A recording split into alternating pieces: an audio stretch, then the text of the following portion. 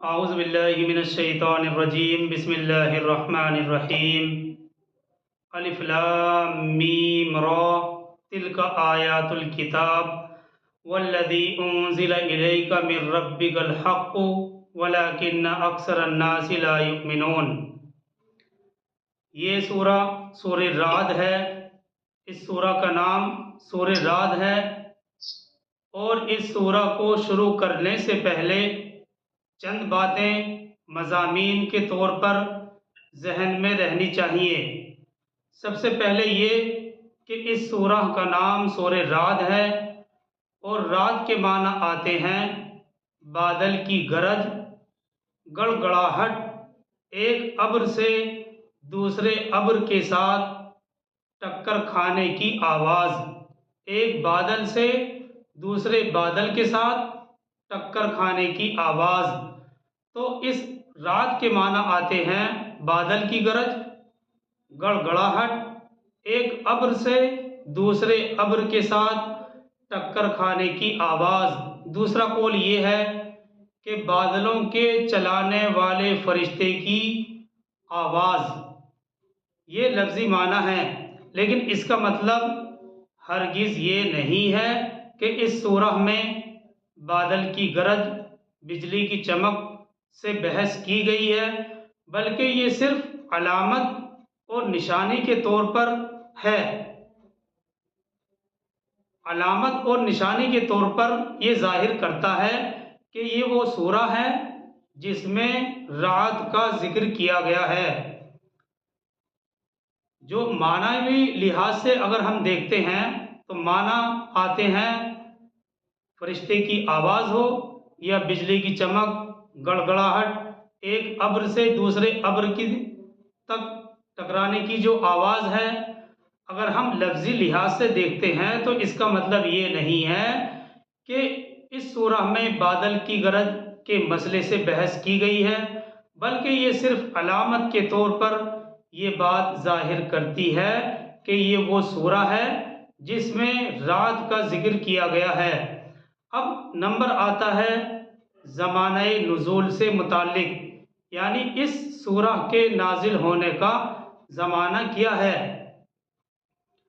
देखिए, ज़माने नुज़ूल से मुताल्लिक ये जहन में रहना चाहिए कि 4 और 6 यानी रुकू नंबर 4 और 6 के मज़ामीन से मालूम होता है कि ये सूरा यानी सूरह राद भी उसी दौर की है जिसमें सूरह यूनुस, सूरह हूद और सूरह आराफ नाजिल हुई है, यानी मक्के के क़याम के ज़माने का आखिरी दौर, मक्के के ज़माने के क़याम का आखिरी दौर।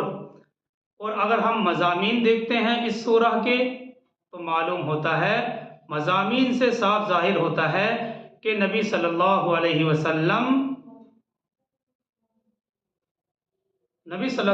वसल्लम को इस्लाम की दावत देते हुए एक लंबी मुद्दत गुज़र चुकी है। यानी जब हम इसके मज़ामीन देखते हैं तो ऐसा मालूम होता है कि सरकार दो आलम सल्लल्लाहु अलैहि वसल्लम को इस्लाम की दावत देते हुए एक लंबा अरसा गुज़र गया है। मुखालिफ आपको रोकने और आपके मिशन को नाकाम करने की तरह तरह की चालें चल रहे हैं। और फिर साथ ही साथ ये भी मालूम हो रहा है मज़ामीन से कि मोमिनीन तमन्नाएं कर रहे हैं कि काश कोई मोजिज़ा दिखलाकर ही इन लोगों को राह रास्त पर ले आया जाए। और अल्लाह ताला मोमिनीन को समझा रहे हैं कि ईमान का रास्ता दिखलाने का ये तरीक़ा हमारे लिए राइज नहीं है। और अगर हक़ के दुश्मनों को मोहलत दी जा रही है, हक़ के दुश्मनों को, मुनकरीन हक़ को अगर मोहलत दी जा रही है तो ये ऐसी बात नहीं है जिससे तुम घबरा जाओ। फिर आयत 31 के मज़ामीन को हम देखते हैं तो इससे बार बार मालूम होता है कि बार बार कुफ़ार की हठधर्मी और ज़िद का मुज़ाहरा हो रहा है। इन सब मज़ामीन से यही बात मालूम होती है कि ये सूरा मक्के के आखिरी दौर में नाजिल हुई है। अब देखिए, इतना समझने के बाद इस सूरे रात का एक मरकज़ी मजमून और भी है।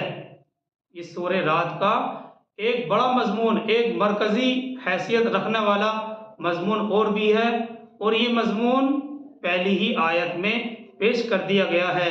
यानी ये कि जो कुछ मोहम्मद सल्लल्लाहु अलैहि वसल्लम पेश कर रहे हैं ये वही हक है, मगर ये लोगों की गलती है कि उसे मानने से एराज कर रहे हैं, मानते ही नहीं है। सारी तकरीर, सारा मजमून इस सूरा का इसी मजमून के गिर्द घूमता हुआ नजर आता है। इस सूरा का जो मरकज़ी मजमून है, जो एक मरकज़ी हैसियत रखता है, और ये मजमून पहली ही आयत में पेश कर दिया गया है। मतलब ये है कि जो कुछ मोहम्मद सल्लल्लाहु अलैहि वसल्लम पेश कर रहे हैं वही हक है, मगर ये लोगों की गलती है कि उसे मानते नहीं। सारी तकरीर इस सूरा की इसी मजमून के तहत घूमती हुई नजर आती है।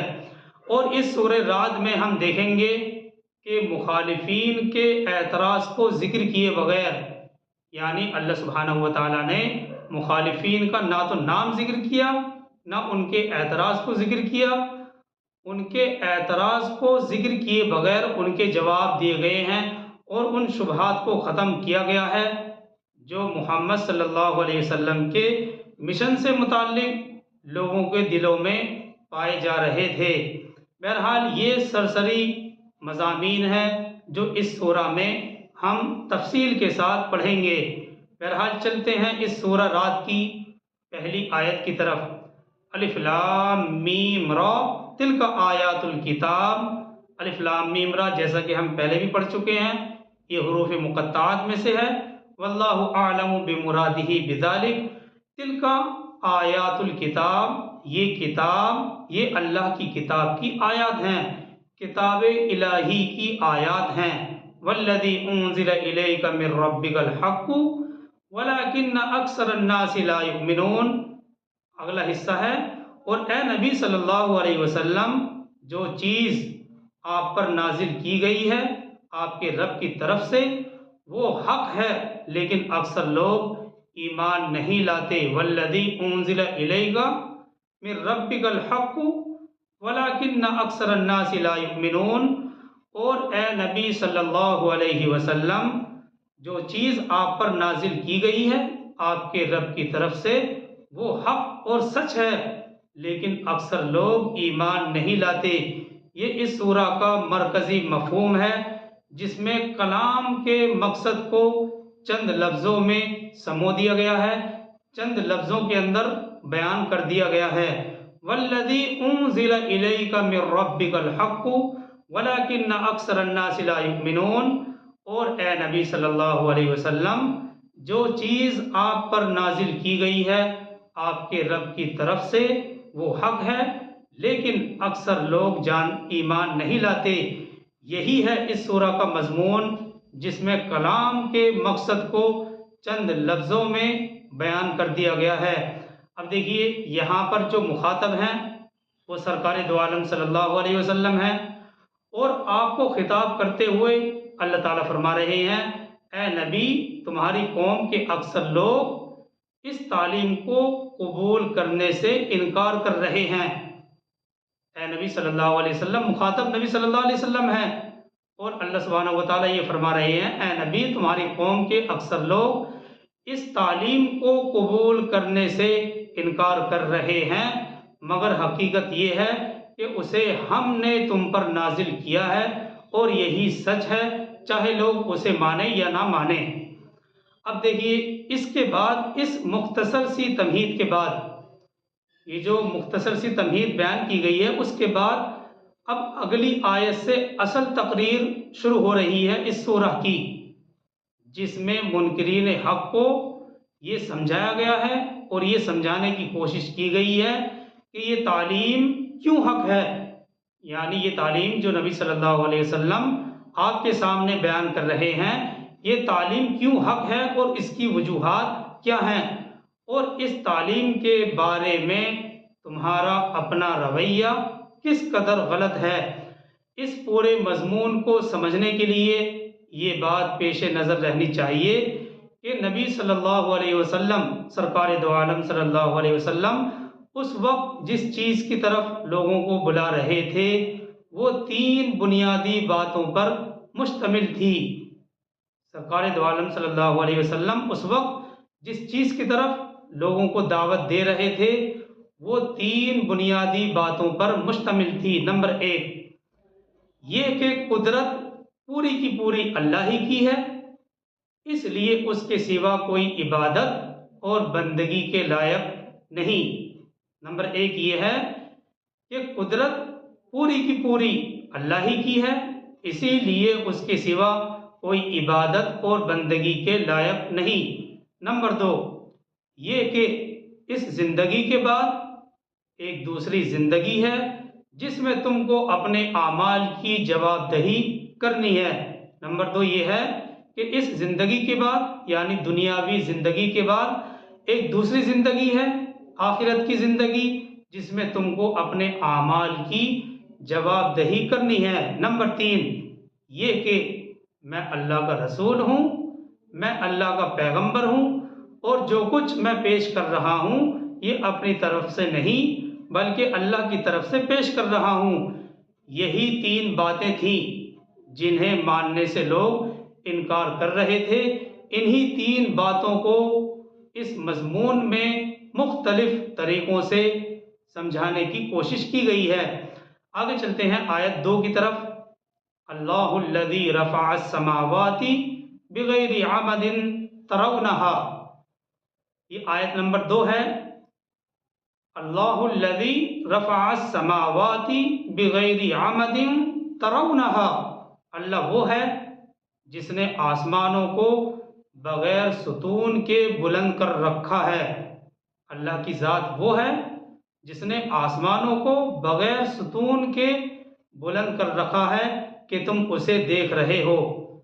देखिए आयत का ज़ाहिरी मतलब ये है कि इस कायनात के अंदर जो बुलंदियां हैं उन्हें सुतूनों या किसी सहारे की ज़रूरत नहीं है, बल्कि अल्लाह सुब्हानहु व तआला की तरफ से बाहमी कशिश का एक अजीम शान निज़ाम रखा गया है जिसके तहत तमाम कहकशाएँ, सितारे और सैयारे अपने अपने मकाम पर रहकर अपने मदार में घूम रहे हैं। ये तो ज़ाहिरी मतलब हुआ कि कायनात के अंदर जो बुलंदियां हैं उन्हें सुतूनों या किसी सहारे की ज़रूरत नहीं है, बल्कि अल्लाह सुब्हानहु व तआला की तरफ से बाहमी कशिश का एक अजीम शान निज़ाम रखा गया है जिसके तहत तमाम कहकशाएँ, सितारे और सैयारे अपने अपने मकाम पर रहकर अपने मदार में घूम रहे हैं। दूसरे अल्फाज में इस सिलसिले में हम ये भी कह सकते हैं कि आसमानों को गैर महसूस और ना दिखाई देने वाले सहारों पर कायम किया। बज़ाहिर इस फैली हुई फ़िज़ा में कोई चीज़ ऐसी नहीं है जो इन बेइंतहा अजराम फलकी को थामे हुए हो, मगर एक गैर महसूस ताकत ऐसी है जो हर एक को उसके अपने मकाम पर रोके हुए है और इन अजीम शान जिस्मों को ज़मीन पर या एक दूसरे पर गिरने नहीं देती, एक दूसरे से टकराने नहीं देती, और वो अल्लाह सुब्हानहु व तआला की ज़ात है।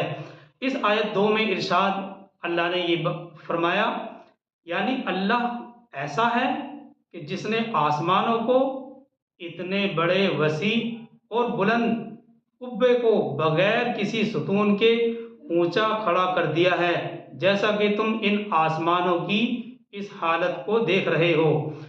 जहन में इस वक्त ये बात आती है, क्या आसमान का जिर्म आंखों से नजर आता है? क्या हमें जो आंखों से नजर आता है ये वही आसमान है? आम तौर से ये बात कही जाती है कि ये नीला रंग जो हमें ऊपर से नजर आ रहा है आसमान का रंग है, मगर फलसफा कहते हैं कि ये रंग रोशनी और अंधेरे के मिलने से महसूस होता है। लेकिन इस सिलसिले में फिलोसफा ये कहते हैं कि ये रंग रोशनी और अंधेरे के मिलने से महसूस होता है, क्योंकि नीचे सितारों की रोशनी है और उसके ऊपर अंधेरी है, तो बाहर से रंग नीला महसूस होता है। ये इसी तरह से है जिस तरह से गहरे पानी पर रोशनी पड़ती है तो वो नीला नजर आता है। कुरान मजीद की चंद आयत ऐसी हैं जिनमें आसमान की तरफ देखने का जिक्र और इबरत हासिल करने का जिक्र है, जैसा कि इसी आयत में भी है। और इसी तरह सूरह गाशिया पारा नंबर 30 में भी है, व इलस समाई कैफा रुफिअत, और आसमान की तरफ कि किस तरह से उसको बुलंद किया गया। ये अल्फाज हैं। अब देखिए, फ़िलासफ़ा की ये तहकीक इसके मुखालिफ नहीं है, मुनाफी नहीं है, क्योंकि ऐसा मुमकिन है, ऐसा हो सकता है कि आसमान का रंग भी नीलबू हो या कोई दूसरा रंग हो, मगर दरमियानी रोशनी और अंधेरे के मिलने से नीला रंग नज़र आ रहा हो। इससे इनकार की कोई दलील हमारे पास मौजूद नहीं है कि इस फिज़ा के रंग में आसमान का रंग भी शामिल हो। तो बहरहाल इससे इनकार की कोई दलील हमारे पास मौजूद नहीं है। और जो असल हकीकत है वो ये कि कुरान में जहाँ आसमान के देखने का जिक्र है वो हुक्मी तौर पर है, हुक्मी तौर पर हो। अब इस लिहाज से मतलब ये होगा कि आसमान का वजूद ऐसे यकीनी दलाइल से साबित है गोया कि हमने उसे देख ही लिया।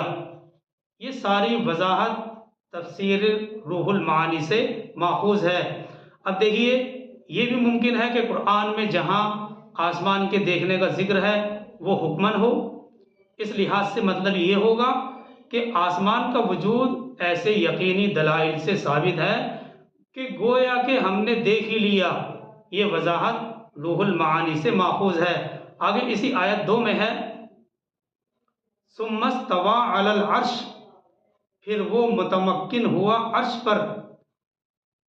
ये फिक्रा हम कई बार पढ़ चुके हैं। सुम्मस्तवा अलल अर्श, फिर वो मुतमक्किन हुआ अर्श पर। सूरह बकरा में भी हम इसको पढ़ चुके हैं। यानी फिर अर्श पर जो तख्ते सल्तनत के मुशाबे है कायम, और इस तरह जलवा फरमा हुआ जो उसकी शान के लायक है। और इस जलवा फरमाने की कैफियत कोई नहीं जानता, कोई नहीं समझ सकता। हमारे लिए एतकादन इतना काफ़ी है कि जिस तरह का इस्तिवा शान इलाही के शायान है, इससे वो मुराद है। हमें एतकादन सिर्फ इतना समझना काफ़ी है कि जिस तरह का इस्तवा शान इलाही के शायान है वो इस फ़िक्रे के अंदर मुराद है। देखिए, बाज़ हजरात इस फ़िक्रे के बारे में बहुत गौर खोज करते हैं और ये फ़िक्रा कुरान मजीद में बार बार जिक्र किया गया है, लेकिन जिस मकसद के लिए बयान किया गया है वो हमारे जहन में रहना चाहिए और कुरेद बुरेद में ना पड़ना चाहिए। हमें ये समझना चाहिए कि इस फ़िक्रे के बार बार लाने का मकसद क्या है। जिस मकसद के तहत इस फ़िक्रे को बार बार लाया गया है वो हमारे जहन में रहना चाहिए, और वो मकसद ये है कि अल्लाह सुब्हानहू व तआला ने इस कायनात को सिर्फ पैदा ही नहीं कर दिया है, बल्कि वो खुद ही इस सल्तनत पर हुकूमत और फरमा रवाई कर रहा है। वो खुद हुकूमत चला रहा है। ये दुनिया हस्तबूत कोई खुद ब खुद चलने वाला कारखाना नहीं है, जैसा कि बहुत से लोग ख्याल करते हैं, और न ही ये कायनात, ये आलम मुख्तलिफ खुदाओं की आमाजगाह है, जैसा कि दूसरे बहुत से जाहिल समझते हैं, बल्कि ये बाकायदा एक निज़ाम है जिसे इसका पैदा करने वाला खुद ही चला रहा है। तो ये है मकसद इस फ़िक्रे को बार बार लाने का। सुम्मस्तवा अलल अर्श, फिर वो यानी अल्लाह की ज़ात, फिर वो अर्श पर मुतमक्किन हुआ। आगे इसी आयत में है, वसख्खर शम्सा वल कमर।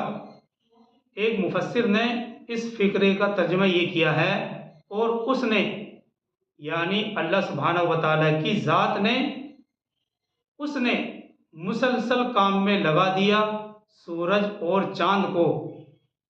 वसख्खर शम्सा वल कमर, और उसने मुसलसल काम में लगा दिया सूरज और चांद को। आगे इसी आयत में है, कुल्लुन यजरी लि अजलिन मुसम्मा, हर एक चल रहा है एक वक्त मुअय्यन के लिए, लि अजलिन मुसम्मा, हर एक, कुल्लुन यजरी लि अजलिन मुसम्मा, हर एक चल रहा है एक वक्त मुअय्यन के लिए। इस फिक्रे का ज़ाहिरी मतलब ये है कि यानी इस कायनात की हर चीज़ मुतहर्रिक है, चल रही है, यहाँ पर सुकून और ठहरने का कोई तसव्वुर नहीं। और देखिए, मुसख्खर करने से मुराद ये है कि ये दोनों यानी चांद और सूरज, ये दोनों जिस काम पर इन दोनों को लगा दिया गया है बराबर कर रहे हैं। हजारों साल गुजर गई हैं, लेकिन ना कभी इनकी रफ्तार में कमी आई, ना थकते हैं और ना ही कभी अपने मुकर्ररा काम के खिलाफ किसी दूसरे काम में लगते हैं। और मुअय्यन मुद्दत की तरफ चलने का ये भी मतलब हो सकता है कि पूरी दुनिया के लिए जो आखिरी क़यामत की मुद्दत मुतय्यन है, सब उसी की तरफ चल रहे हैं। इस मंजिल पर पहुंचने के बाद ये सारा निज़ाम ख़त्म हो जाएगा। बहरहाल इन सैयारों का अजीम शान वजूद फिर एक ख़ास मदार पर ख़ास रफ्तार के साथ हज़ारों साल से एक ही अंदाज में इसी तरह से चलते रहना कि ना कभी उनकी मशीन घिसती है, ना तो कभी ये मशीनें घिसती हैं, ना टूटती हैं, और ना ही कभी इसको ग्रीसिंग करने की ज़रूरत पड़ती है। इंसानी मसनूआत में साइंस की इस इंतहाई तरक्की के बाद इसकी मिसाल का हज़ारवां हिस्सा मिलना भी नामुमकिन है। ये निज़ाम कुदरत है, और ये निज़ाम कुदरत बुलंद आवाज़ से पुकार रहा है कि इसको बनाने और चलाने वाला कोई ऐसा, इसको चलाने वाली कोई ऐसी हस्ती ज़रूर है जो इंसान के शऊर से बालतर है। आगे इसी आयत में है, युदब्बिरुल अम्रा युफस्सिलुल आयाति लअल्लकुम बिलिक़ाइ रब्बिकुम तूक़िनून। वो तदबीर फरमाता है, अपने अम्र की और तफसील बयान करता है अपनी आयात की, ताकि तुम अपने रब की मुलाकात का यकीन करो। युदब्बिरुल अम्रा युफस्सिलुल आयाति लअल्लकुम बिलिक़ाइ रब्बिकुम तूक़िनून। वो यानी अल्लाह सुब्हानहू व तआला तदबीर फरमाता है, अपने अम्र की और तफसील बयान करता है अपनी आयात की, ताकि तुम अपने रब की मुलाकात का यकीन कर लो। अल्लाह ताला हम सबको अमल की तौफीक अता फरमाए। सुब्हानल्लाहि व बिहम्दिही, सुब्हानकल्लाहुम्मा व बिहम्दिका, व नशहदु अल्ला इलाहा इल्ला अंता व नस्तगफिरुका व नतूबु इलैक। सुब्हान रब्बिका रब्बिल इज्जति अम्मा यसिफून व सलामुन अलल मुरसलीन वल्हम्दुलिल्लाहि रब्बिल आलमीन।